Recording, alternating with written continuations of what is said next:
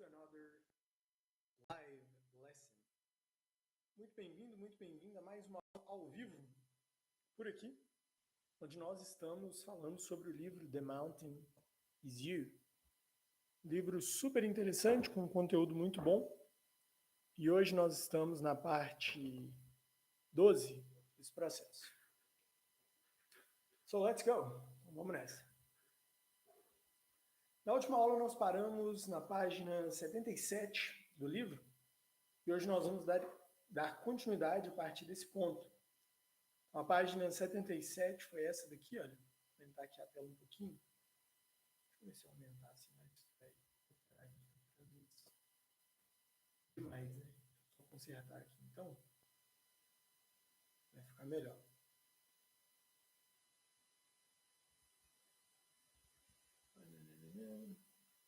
Let's do.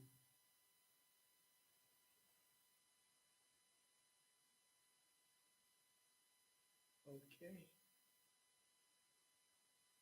Good. Bom agora. Melhorou bastante. Então nós temos aqui duas telas aí, como você pode ver. Uma tem o livro e a outra tem as notas que se tornam material escrito dessa nossa aula. Página 77, onde nós estávamos, essa daqui, olha. Resentment. Aí nós lemos ela também. Agora nós estamos indo para a página 80, 70 e...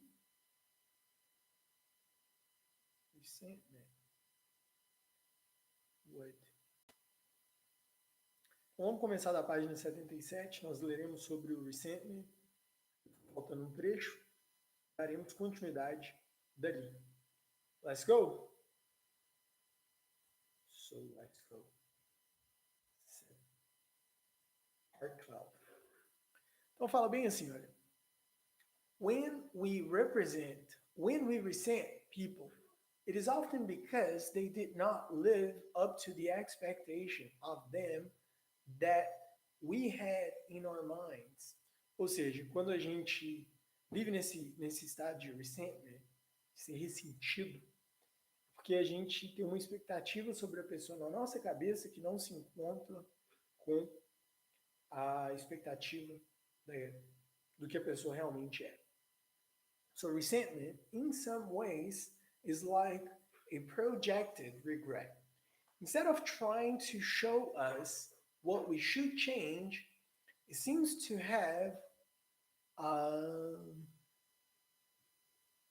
it seems to want to tell us what other people should change.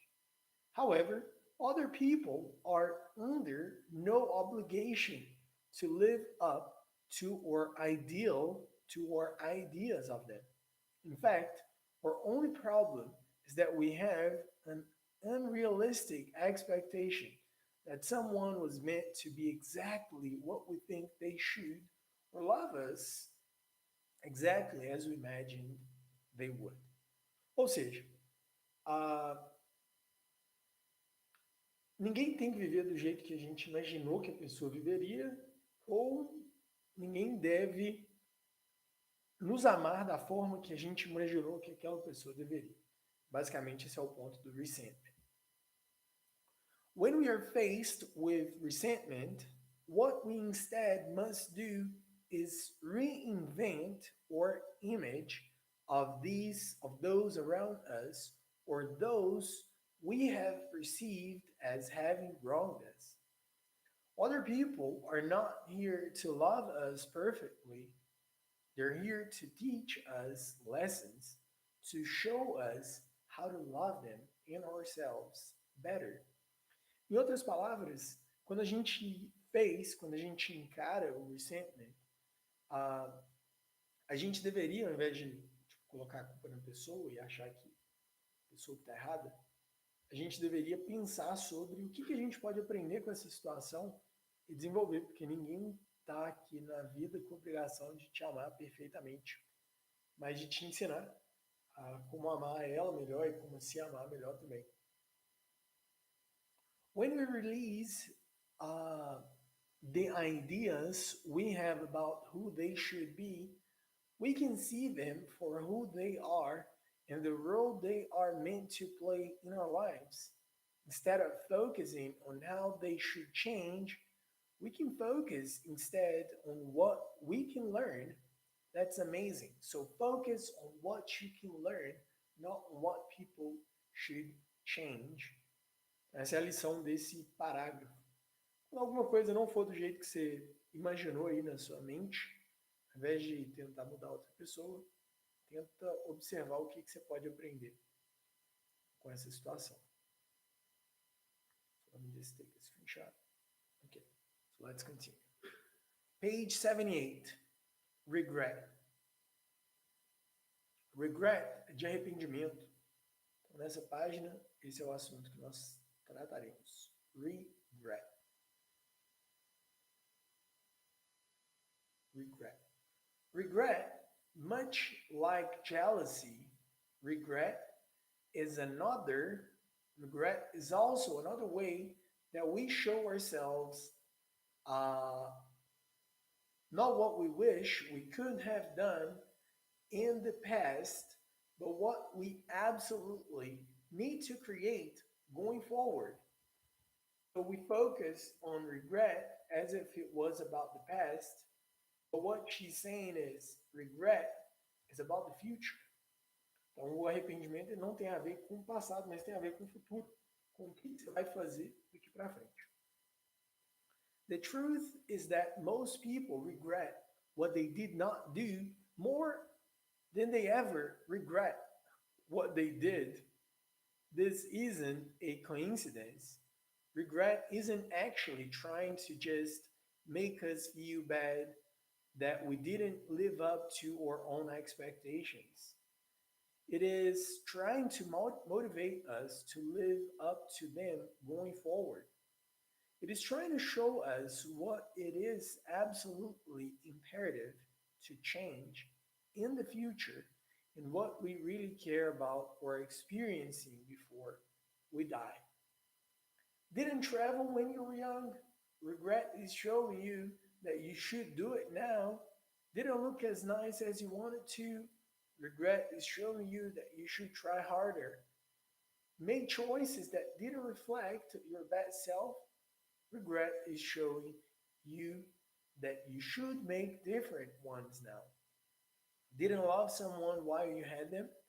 Regret is showing you that you should appreciate people now.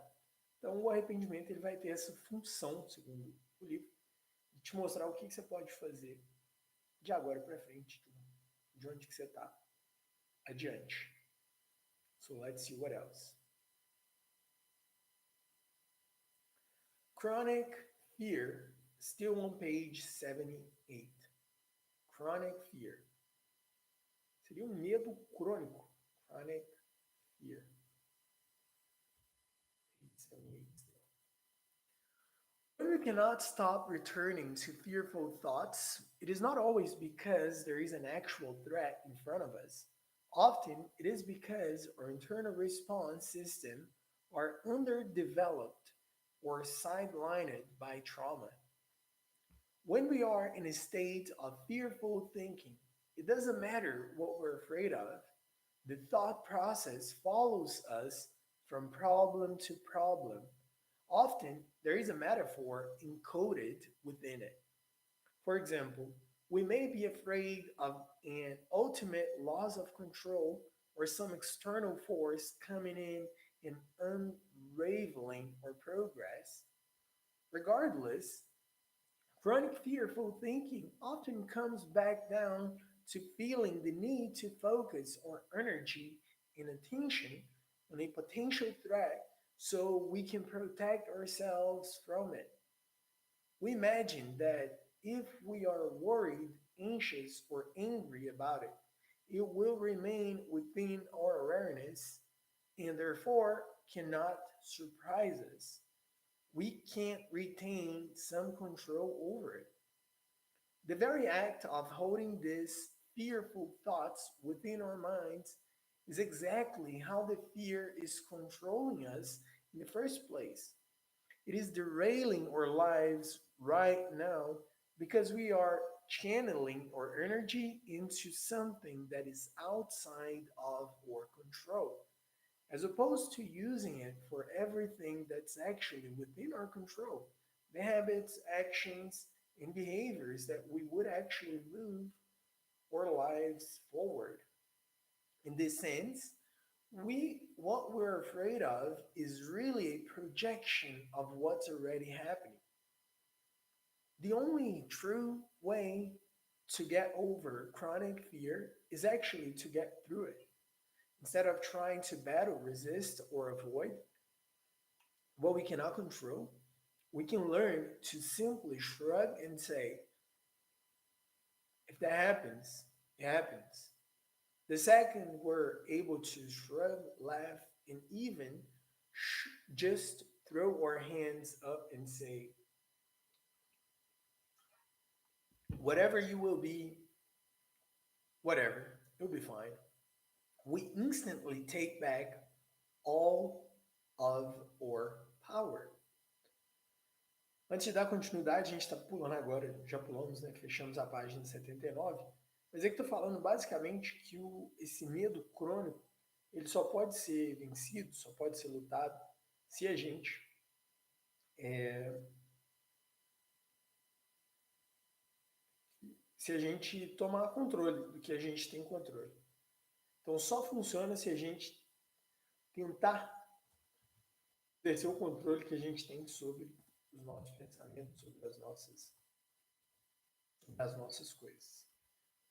Em outras palavras, se você não for intencional sobre os medos e pessimismos e coisas que moram dentro da cabeça de todo mundo, inclusive da sua, você nunca vai sair desse lugar. So next, page 80. 80. Whatever, it will be fine, que é o que a gente leu por último. We instantly take back all of our power. Ou seja, se a gente só falar assim, vai ser o que é mesmo. Então a gente tem o controle. Assim. O que acontecer, eu vou conseguir melhorar. What keeps the fire of fear raging is the idea that if we accept what we are afraid of, we're giving it to the worst potential outcome. The truth is that when we stop being afraid of what we cannot control and know instead that nothing can possibly ruin our lives more than we are ruining them with our negative, distracted, and irrational thinking and focus, we are completely freed. When we are in full acceptance, fear leaves our consciousness and becomes a known issue. It is at this point we realize that it always was. Em outras palavras, quando a gente percebe que o que mais está atrapalhando, na verdade, é a gente mesmo, a gente dá uma aliviada aí na pressão mental. Porque se a maioria dos problemas existe na nossa cabeça e a gente está fazendo eles ganharem forma, e muitos deles nem nunca chegam a acontecer de fato, o problema final não é nem o problema mesmo, né? É o problema que a gente cria na nossa cabeça. Isso relaciona muito bem com o inglês, assim. Nossa, meu inglês não é tão bom. Só que, na verdade, o julgamento seu ou está vindo de alguém que provavelmente não está querendo te ajudar, ou é só uma parada na sua cabeça mesmo. Então, esse pensamento aí é interessante de ter, para ser mais intencional. Next, our internal guidance system whispers until they scream. Que seria, o nosso sistema interno, ele vai cochichando até ele começar a gritar. Então, whisper, de cochichar, de falar baixinho, scream, de gritar. The thing that are bothering you most right now are not external forces trying to torture you for the sake of it.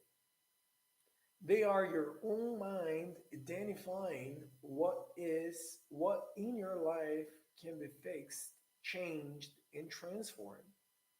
If you continue to not take action, the siren will only get louder and it will never learn to listen to it. And if you never learn to listen to it, you will probably just disassociate from it and then be a victim of it. You already have uh, the answers. You already know what you're here to do. You're here to create everything that would make you happier than you can imagine. It's only a matter of quieting your mind enough uh, so you can feel all of the unlimited potential beginning that's begging you to be used. There is no such thing as self-sabotage because the behaviors that you think are holding you back are really just meeting your needs. It's not a matter of trying to push yourself beyond them. It's a matter of seeing them for what they are and then finding better, healthier ways to fulfill them. Through, one second.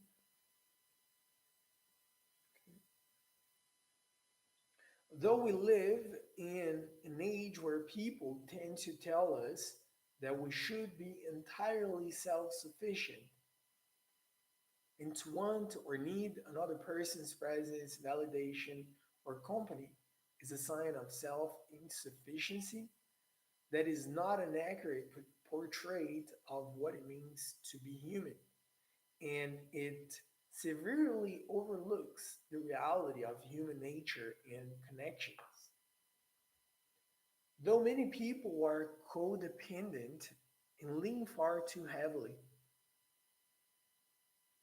on others to give them a sense of safety and self leaning,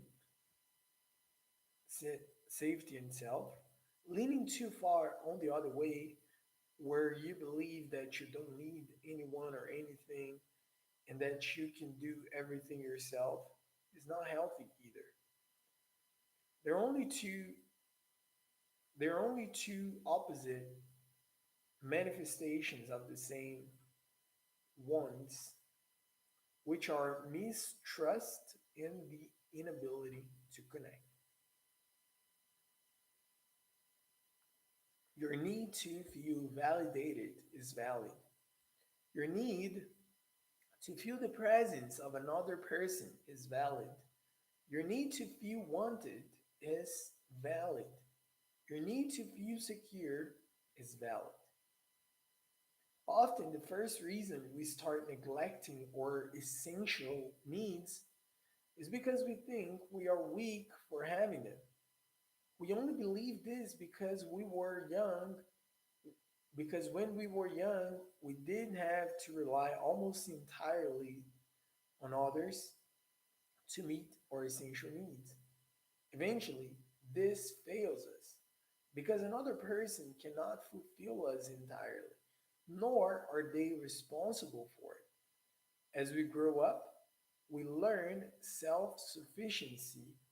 In fact, reliance on yourself for the foundation of our basic needs is an important part of a person's development. In the same way, it is also important that we recognize what we cannot meet every single one of our needs or on our own. So this is very interesting. Okay, two paragraphs and we'll talk about it. Human beings are hardwired for connection to others and to a group.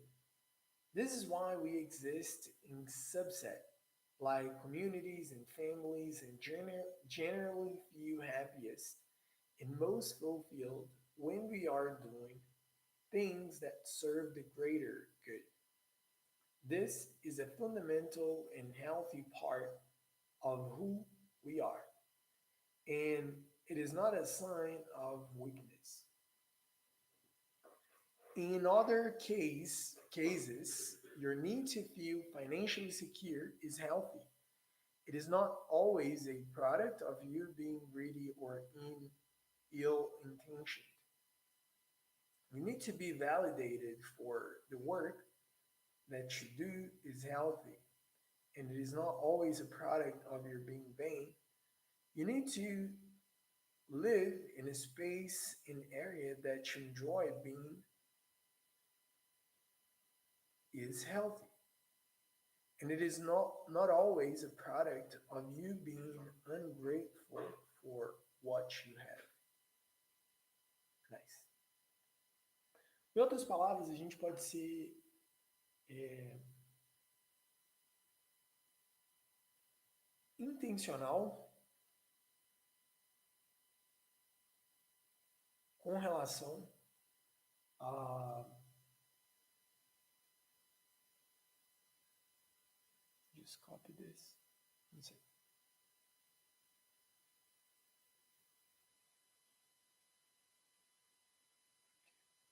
A gente pode ser intencional com relação aos nossos sentimentos, às nossas necessidades. E o ser humano, ele é coletivo. Então, quando a pessoa tenta eliminar tudo isso, deixar uma coisa individual, não dá certo. Só que se a pessoa se debruça também no outro, também não dá certo. Então, existe um middle ground, aqui, um meio termo, que é fundamental nesse processo.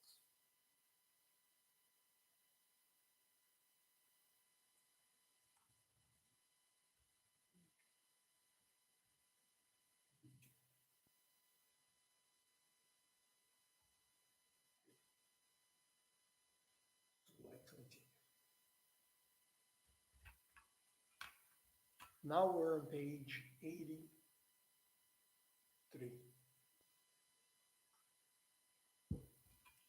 Your subconscious mind is trying to communicate with you.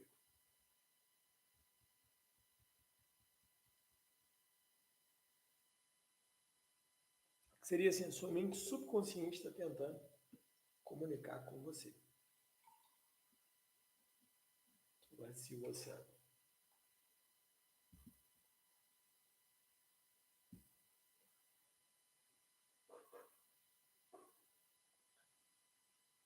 Page 83.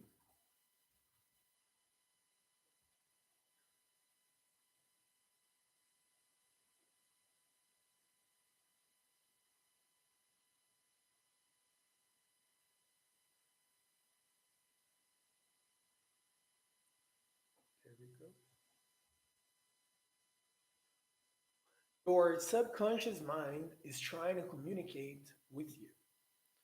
Within our self sabotaging behavior lies incredible wisdom. Not only can they tell us how we are, how and what we have been traumatized by, they can also show us what we really need. Embrace embedded within each self sabotaging behavior is actually the key to unlock it if only we can understand it first. Basicamente dizendo que em cada comportamento autossabotador existe uma amostra de alguma coisa que precisa ser trabalhada e desenvolvida.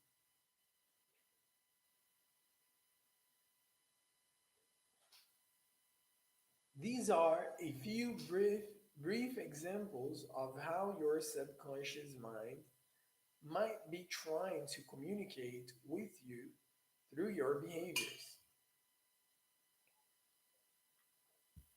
The way you are self sabotaging. Going back to the same person who broke you in a relationship.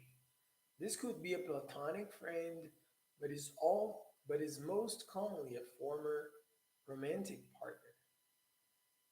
What your subconscious mind might want you to know could be time to evaluate your high school, your childhood relationships. If you find something comforting or appealing about someone who hurts you, there is usually a reason.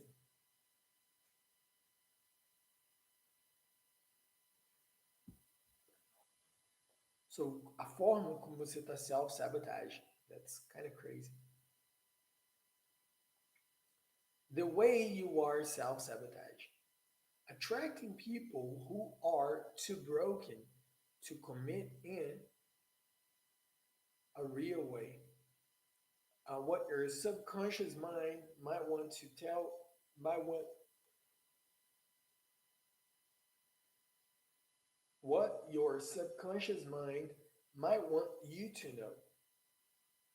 You're not too broken to find someone who actually wants you. And when you begin to recognize that you are worthy of being committed to, you start choosing partners who do just that.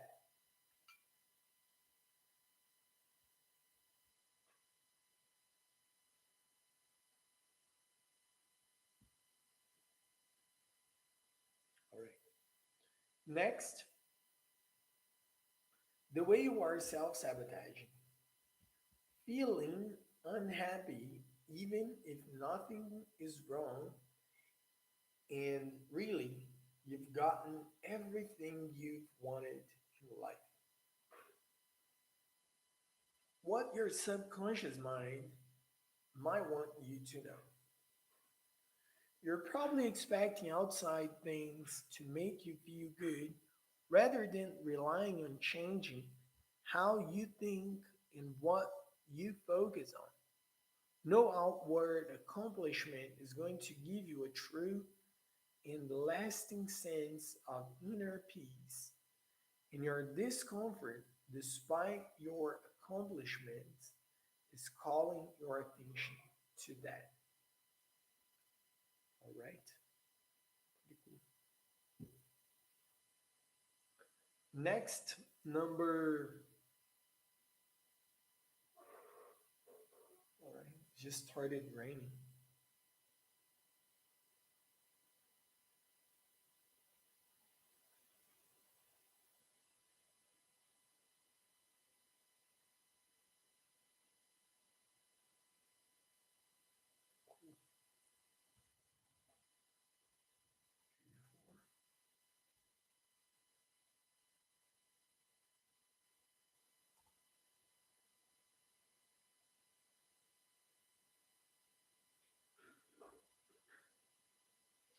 Let's see.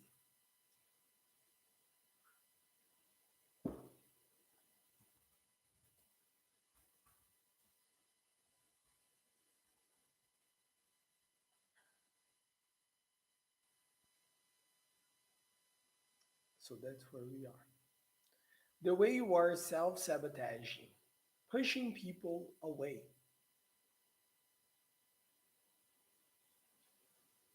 So, pushing people away seria a ideia de você empurrar as pessoas, mandar as pessoas para longe. So, when you do that, you're self sabotaging for whatever reason that might be.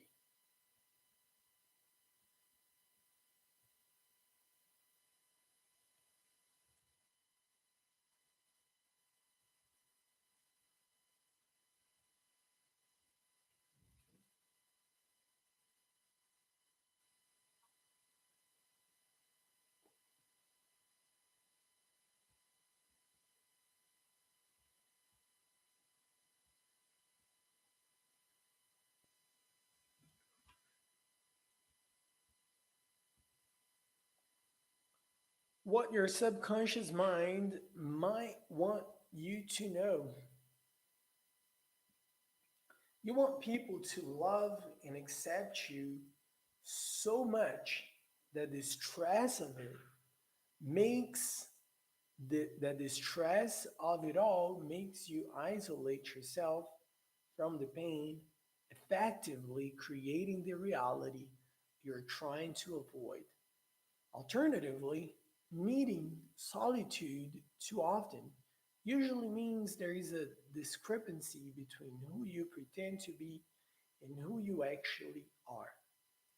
When you show up to uh, your life more authentically, it becomes easier to develop people around you as it requires less effort. Next, the way you are self sabotaging. Automatically believing what you think and feel is true. Okay.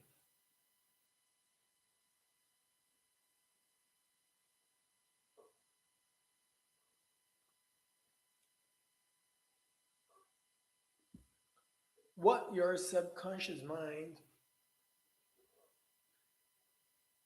might want you to know. You want to worry because it feels comfortable and therefore safer. Olha que loucura isso. A gente tende a preocupar porque é confortável, dá uma sensação de alguma forma de segurança, porque a gente está fazendo o que a gente pode, que é preocupar. Um, Therefore, safer. The more you blindly trust every random thought or feeling that passes through you, the more you're going to be at the wish of what's happening around you. You must lean to steady. You must lean to steady yourself in clarity, truth, and groundness, and to be able to mentally discern between what is helpful and what's not. All right, so you need to discern between what's healthy and what's not healthy.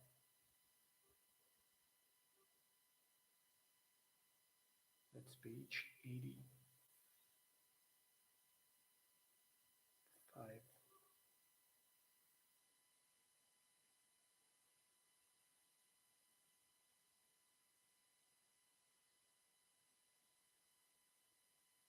There we go. Page 85. The way you are self-sabotaging. Like, tem várias formas que você está self-sabotaging. Acho que até terminar o. Não, não vai até terminar o capítulo, não, mas vai bem, bem longe.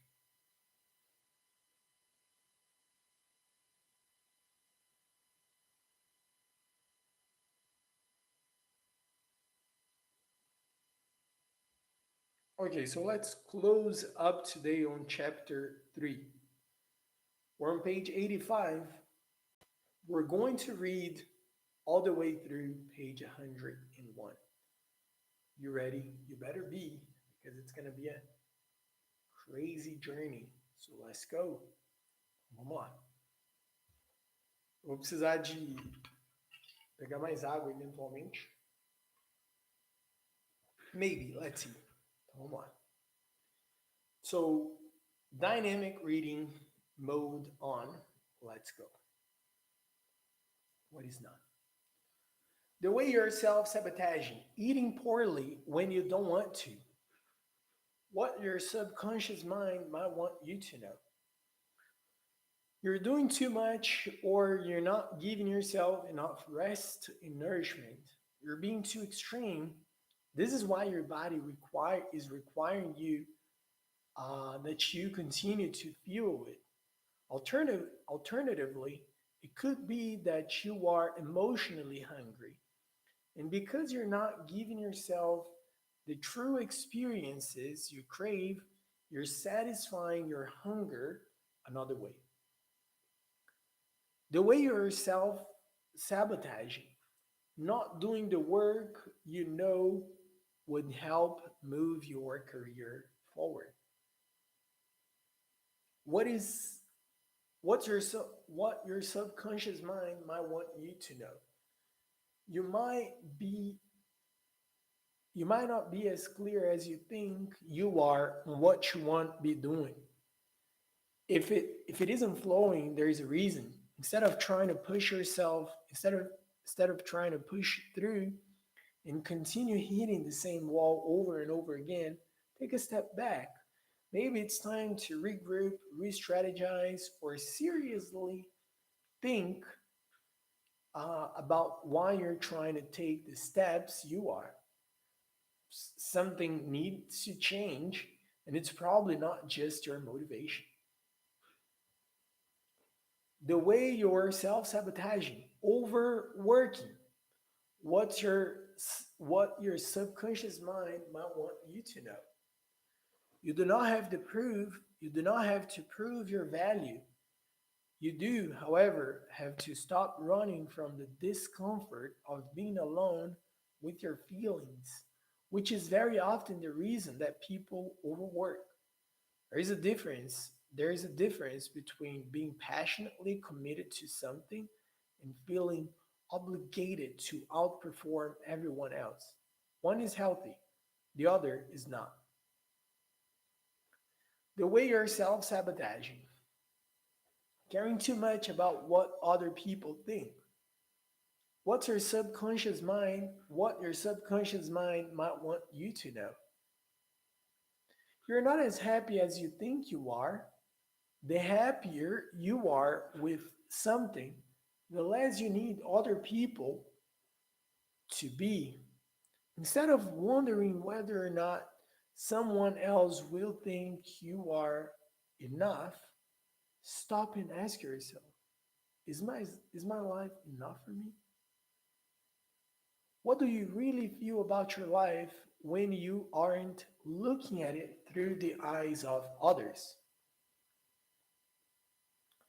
The way you are self sabotaging, spending too much money, what your subconscious mind might want you to know. Things will not make you feel more secure. You will not be able to purchase your way into a new life or identity.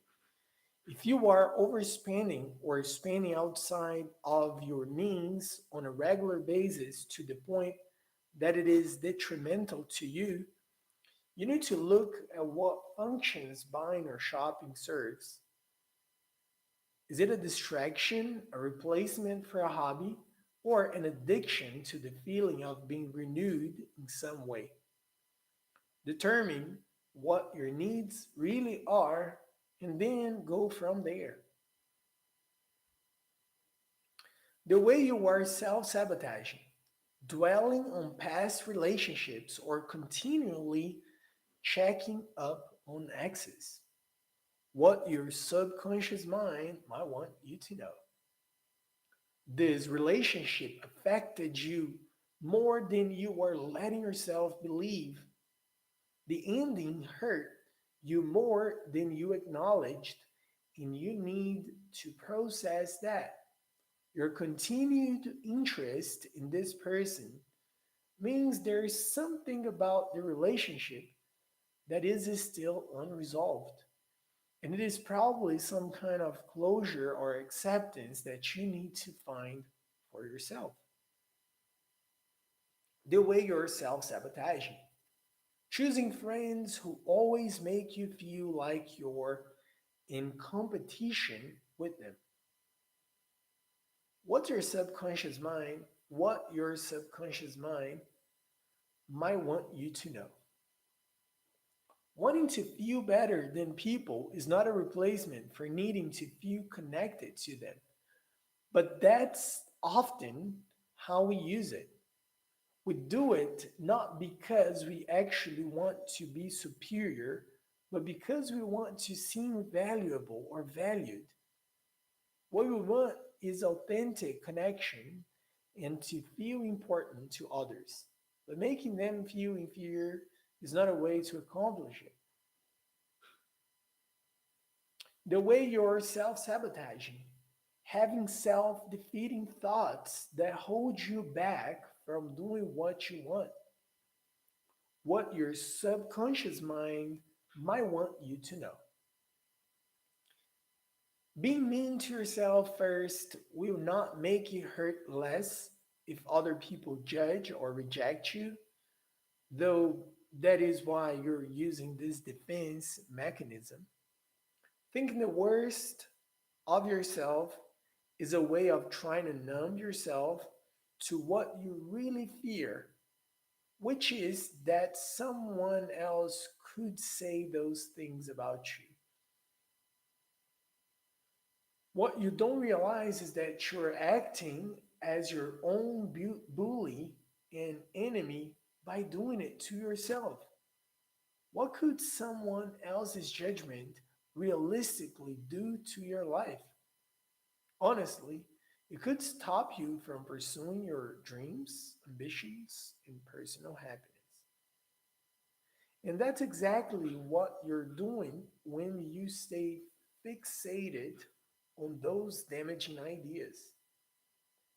It's time to get out of your own way. The way you're self sabotaging, not promoting your work in a way that would help move you forward. What your subconscious mind might want you to know. You're not creating the best possible work you can, and you sense it. The reason why you're holding back is a fear of judgment, but that wouldn't exist if you weren't already judging yourself.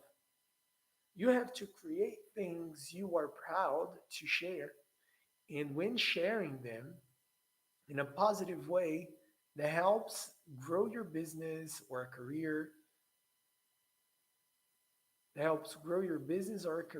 feels natural and authentic, you will know that you are doing the work that is at the best of your ability or potential. The way you're self sabotaging, ascribing intent, or worrying that things are about you when they aren't. What your subconscious mind might want you to know. You think about yourself too often. Other people's lives do not revolve around you, nor do their thoughts. They're busy thinking about themselves in the same way that you are thinking about yourself. Remember, remember that patterns in your life are indicative of your own behaviors. But imagining that every time someone cuts you off in traffic is a personal attack, you're going to severely hold yourself back because you will always want to be the victim of something. That's nice. The way you're self sabotaging, staying in a city or town you claim to dislike, what your subconscious mind might want you to know. Home is where you make it, not where you find it. Is this an issue of you being unable to move, or are you simply unwilling? Usually, when we stay in the same place, there's a reason. There's a reason. There's something we love about it, and it's where we want to spend our lives. The resistance comes in because of the judgment we imagine others may think if they know we don't live in the coolest, biggest, or the best area. You might also fear that people will judge you not for not having progressed enough. The truth is that you judge yourself and you need to make peace or take pride in why you choose to live where you do. The way you are self sabotaging. Mindlessly scrolling through social media as a way to pass the time. What your subconscious mind might want you to know. This is one of the easiest ways to numb yourself because it is so accessible and addictive. There is a world altering difference between using social media in a healthy way versus a coping mechanism. Mostly, it has to do with how you feel after you're finished. If you don't put the phone down inspired or relaxed, you're probably trying to avoid some kind of discomfort within yourself.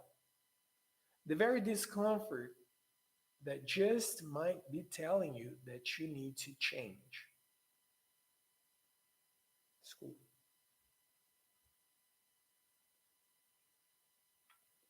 Learning to listen again. Now that you're starting to pay attention to your internal cues, it is important to understand how to listen to yourself and respond in real time. You are in the situation you are in now because you did not know how to understand or meet your needs in the moment. If you do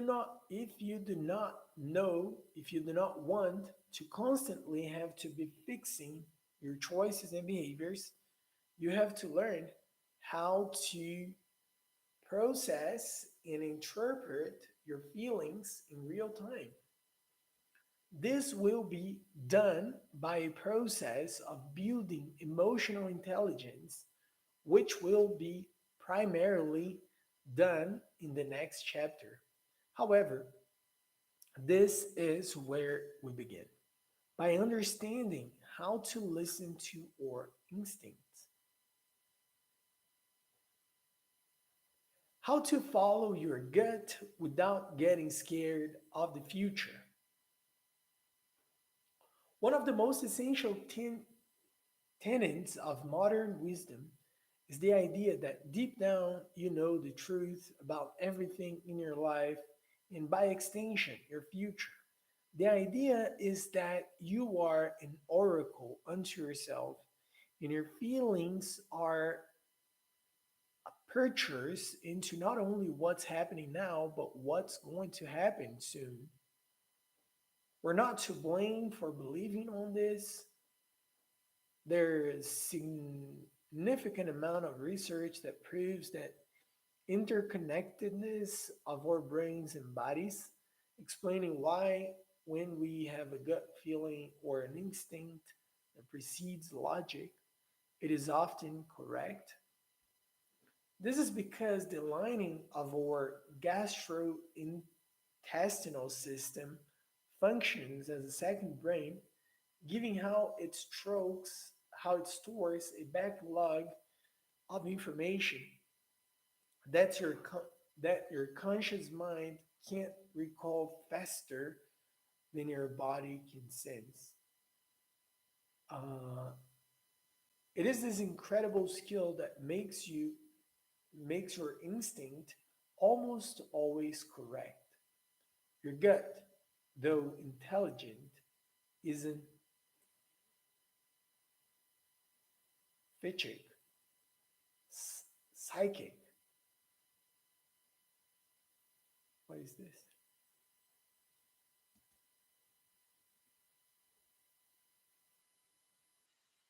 Psychic. Okay. So it isn't psychic.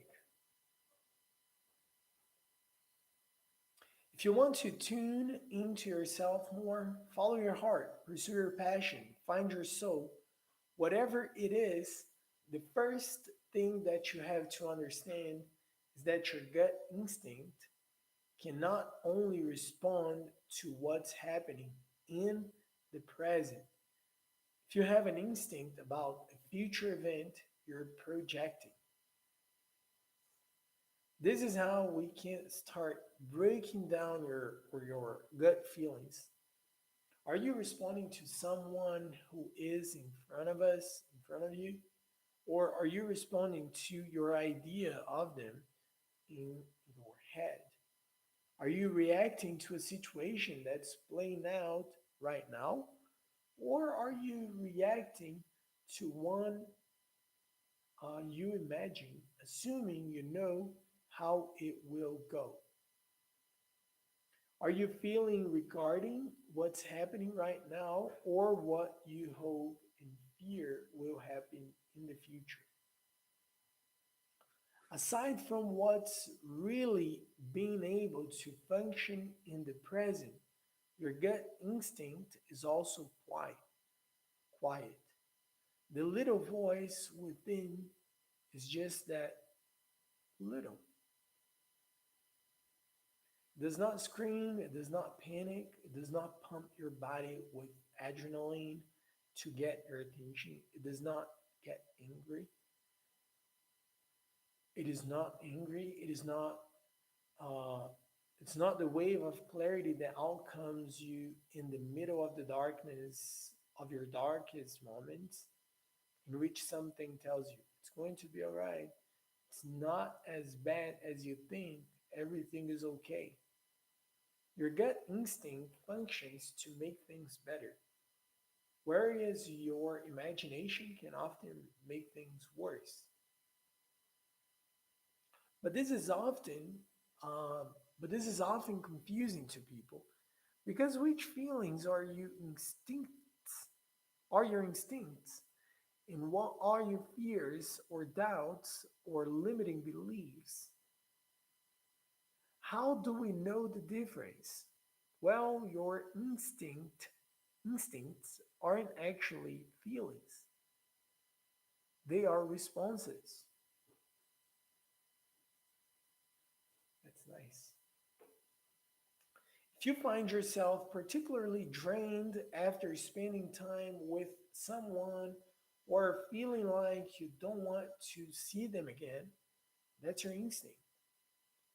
If the work that you do exhausts you and every bit of it is forced and undesirable, that's your instinct. Instinct is not a feeling. You don't have an instinct that you're sad today. Instinct is a quickly moving yourself out of harm's way, without having to think about it. You have to remember that your feelings, while valid, are not often real. They are not always accurate reflections of reality. They are, however, always accurate reflections of your thoughts. Our thoughts change our feelings. Our thoughts do not change our instincts. What's your naturally what you naturally gravitate towards or away from is your instinct. It is not something you feel or interpret, it's something you naturally do. When people talk about using their instincts to craft a life they love, this is what they mean, that they are obeying what their subtle intentions tell them they feel best doing.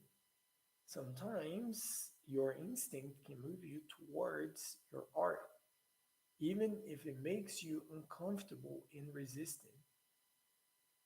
Sometimes your instinct can move you to keep working on a relationship, even when it's harder. Your instinct doesn't exist to ensure you, your instinct doesn't exist to ensure you feel comfortable and ecstatic at all hours of the day. It moves you towards what you're meant to be, you're meant to do, because it shows you where your interest, skills, and desires intersect. Instinct and fear can feel similar. The trust your gut is not to.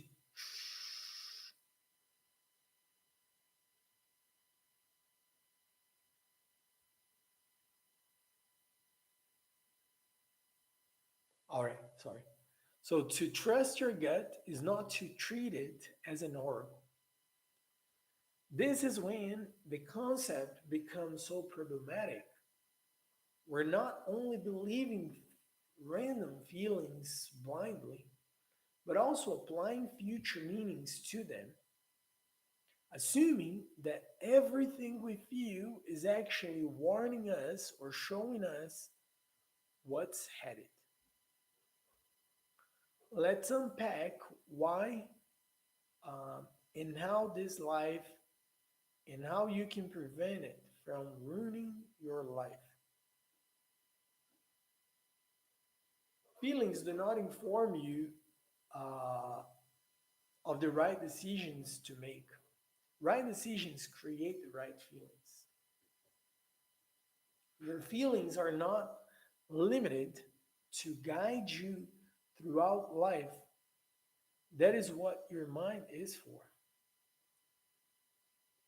If you were to honestly follow your every impulse, you would be completely struck, complacent, and possibly dead, or at the very least, in severe trouble. You aren't, because your brain is able to intervene and instruct you on how to make choices that reflect what you want to be experiencing long term.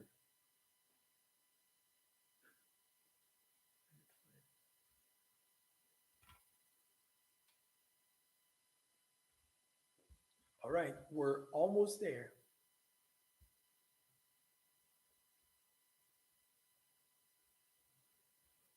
Let's see. We're almost. So let's go.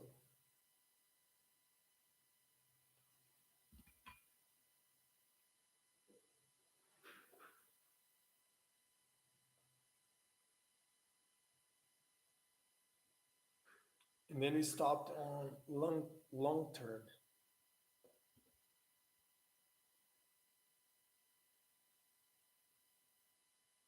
1 second.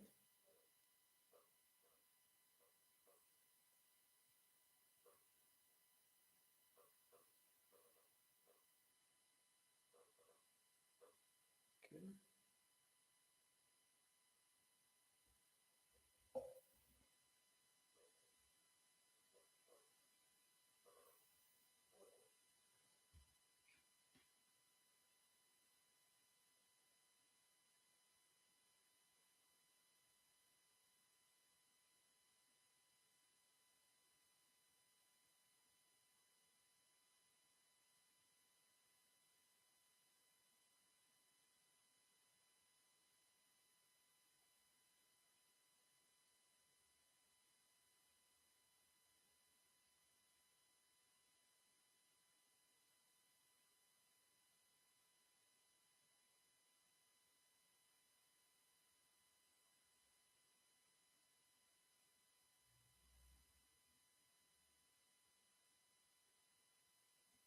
Getting back in 1 second to close it up.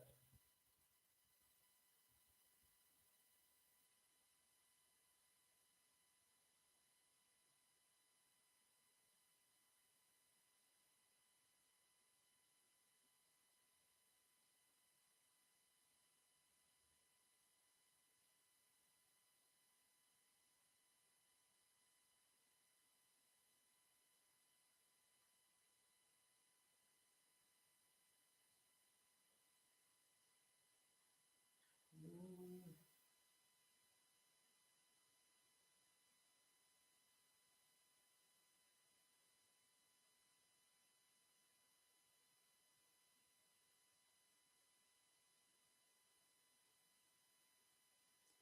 So let's go.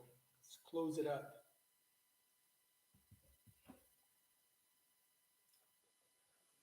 Experiencing long term. That's where we are. Sorry about the break. You begin experiencing feelings of peace and joy in your life when you condition yourself to take repeated daily actions that facilitate clarity, calmness, healthfulness, and purposefulness. Not the other way around.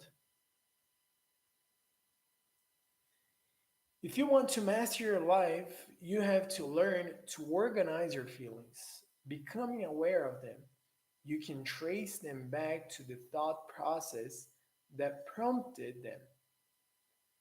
And from there, you can decide your whether or not the idea is an actual threat or concern or a fabrication of your reptilian mind just trying to keep you alive. Remember, your brain was built for nature. Your body was designed to survive in the wild. You have an animalistic form trying to navigate highly civilized modern world. Forgive yourself for having these impulses and at the same time understand that your choices are ultimately yours. You can feel something and not act on it. So why are we even told to listen to our instincts in the first place? Your gut is deeply connected to your mind. There is a physiological connection between your gastrointestinal system and serotonin production in your brain. Your vagus nerve runs from your gut to your head, acting as a communication device to help your system regulate. Your stomach and your mind are inherently connected, which is why people allude to just knowing something deep down or explain that when they're upset or they're sick to their stomach or had a gut reaction to something. What isn't being addressed is the fact that listening to your instinct is something that happens in the present moment. You cannot have an instinct about a future event because it does not exist yet. You can have a fear based or memory response that you're projecting into the future, but you cannot instinctively know something about another person or a future event until it is in front of you. Then you have a gut instinct about someone. It is after interacting with them. When you know whether or not a job is right for you, it is only after having done it for a while. The problem is that we're trying to use our instincts as fortune telling mechanisms. Our brain's creative way of trying to manipulate our bodies to help us avoid pain and increase pleasure in the future. But that's not what happens. We end up stuck, because we're literally trusting every single thing that we view instead of discerning what's an actual reaction and what's a projection. Page 97. Identifying the difference between instinct and fear. Before we read that one, let's just go up here very quickly. Just want to see after page this, you only had a couple things like that, like this, for instance.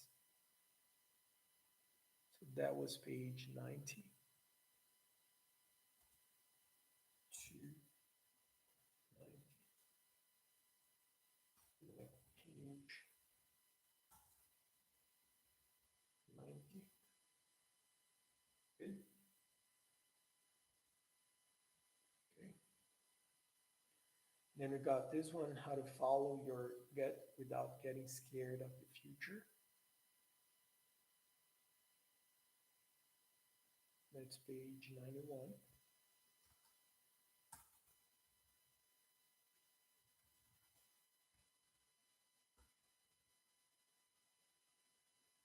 Nice.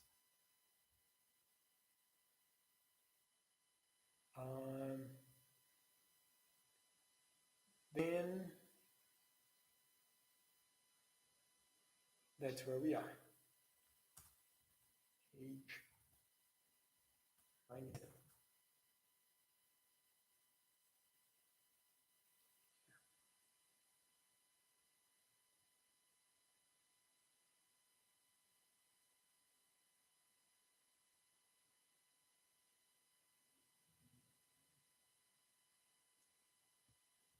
Amazing. So identifying the difference between instinct and fear. First and foremost, understand that your instinct can serve you immensely in the present moment. Your first reaction to something is very often the wisest reaction because your body is using all of the subconscious information you have logged away to inform you about something before your brain has an opportunity to second guess it. You can use it to your advantage by staying in the moment and asking yourself, what is true right here and right now? What is true when you are with another person, activity, or behavior? What is it deep gut instinct? What's your that you get when you're presently engaging with something?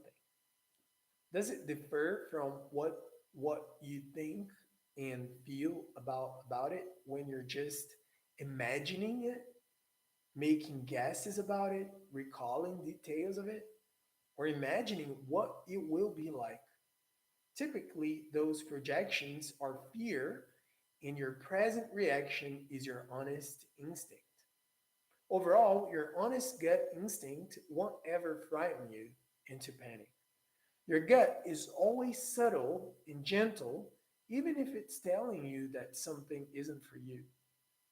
If your gut wants you to know not to see someone or to stop engaging in a relationship or behavior that imposes you, uh, be quiet, that's why it's called a little voice within.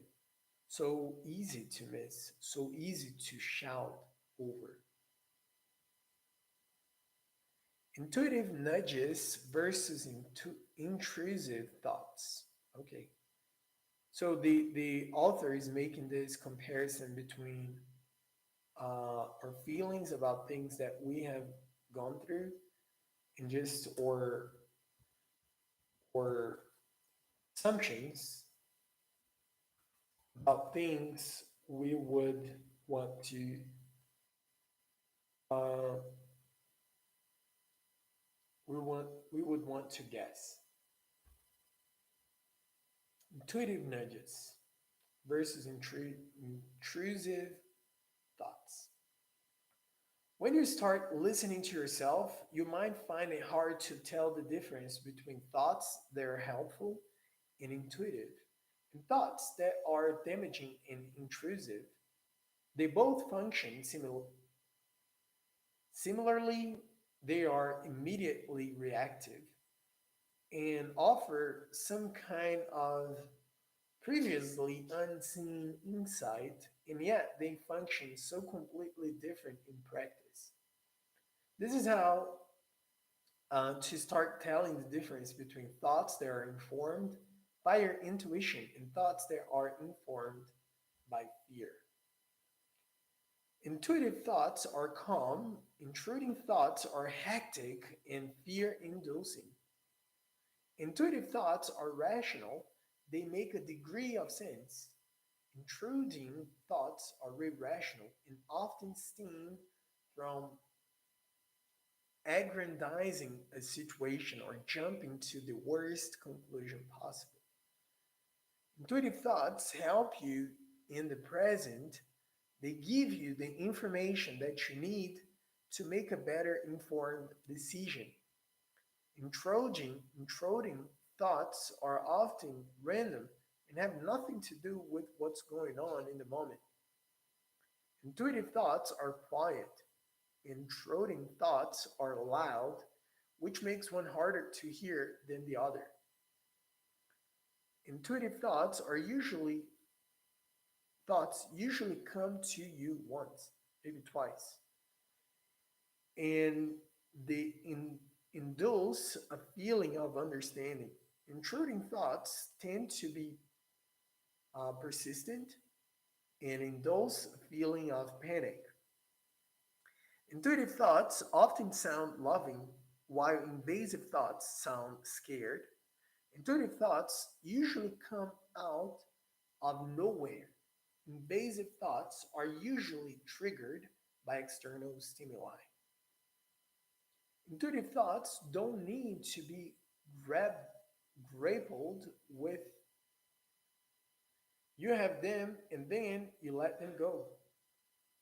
Invasive thoughts begin a whole spiral of ideas and fears, making it feel impossible to uh, stop thinking about them. Even when an intuitive thought doesn't tell you something you like, it never makes you feel panicked. Even if you experience sadness or disappointment, you don't feel overwhelmingly anxious. Panic is the emotion you experience when you don't know what to do with the feeling. It is what happens when you have an invasive thought. Intuitive thoughts open your mind to other possibilities. Invasive thoughts close your heart and make you feel stuck and condemned. Intuitive thoughts come from the perspective of your best self. Invasive thoughts come from the perspective of your most fearful small self. Intuitive thoughts solve problems, invasive thoughts create them. Intuitive thoughts help you help others. Invasive thoughts tend to create a me versus them mentality. In, Intuitive thoughts help you understand what you're thinking and feeling. Invasive thoughts assume what other people are thinking and feeling. Intuitive thoughts are rational. Invasive thoughts are irrational. Intuitive thoughts come from a deeper place within you and give you a resounding feeling deep in your gut. Invasive, invasive thoughts keep you stuck in your head and give you a panicked feeling. Intuitive thoughts show you how to respond.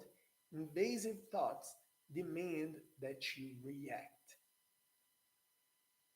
How to stay truly meeting your needs. It's interesting.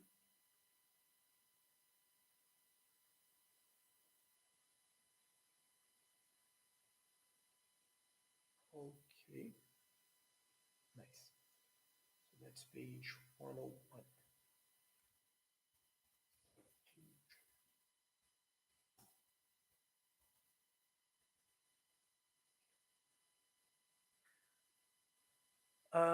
Though the term self care has become an umbrella term that more often refers to behaviors that distract one from the actual problem at hand, rather than really taking action to fix the problem at hand, actual self care is the most fundamental aspect of meeting your own needs. Aside from your own basic security, your needs are to be nourished, to sleep well, to live in a clean environment, to dress appropriately, and to allow yourself to feel what you feel without judgment or suppression. Finding ways to meet these needs or on your own is the foundation of overcoming self sabotage. You're going to feel far more willing to exercise if you got a good sleep night. If you got a good night's sleep, you're going to feel much better about work if you don't have to sit there with an ongoing backache and instead seek out a professional who can help you with your posture and chiropractic care or massage. You're going to enjoy spending time in your home if your home is organized and meaningful to you. You're going to feel better about yourself each day if you take the time to put yourself together with care. These things are not little things, they're big things. You just can't see it because their impact is that you do them every day.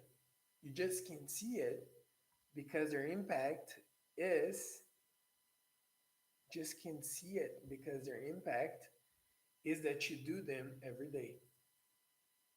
Understanding your needs, meeting the ones you are responsible for, and then allowing yourself to show up so others can meet the ones you can't do on your own will help you break the self sabotage cycle and build a healthier, more balanced, and fulfilling life.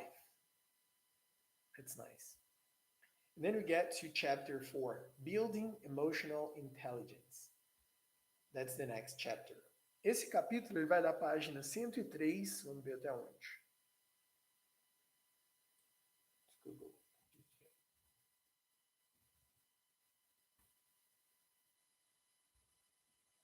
103 a 137. Depois o 5 vai dar 137 a 175. Depois o último vai dar 207 até 240 e poucos. So let's try to do one chapter a week for the next 3 weeks, and then it will be done. So we will possibly be done by, so we have 6, 13, 20. 3 other weeks, and then we'll be done with the book. Com mais 3 semanas nós estaremos finalizados com o livro. E tomara que mais consciente da questão do self-sabotage, conseguir entender melhor, ter mais clareza sobre isso e conseguir tirar ações que de fato vão ajudar a sua vida aí para frente enquanto você está treinando inglês. Thank you so much for watching, for being here. If you have any questions, please let me know. Thank you so very much. Take care, and I'll see you in the next one.